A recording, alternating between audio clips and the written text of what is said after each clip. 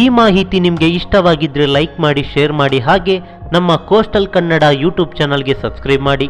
ನಮ್ಮ ಹೆಚ್ಚಿನ ಅಪ್ಡೇಟ್ಸ್ಗಳಿಗಾಗಿ coastal network Instagram page ಹಾಗೆ ಫೇಸ್ಬುಕ್ ಪೇಜ್ಗೆ ವಿಸಿಟ್ ಮಾಡಿ. ಧನ್ಯವಾದಗಳು.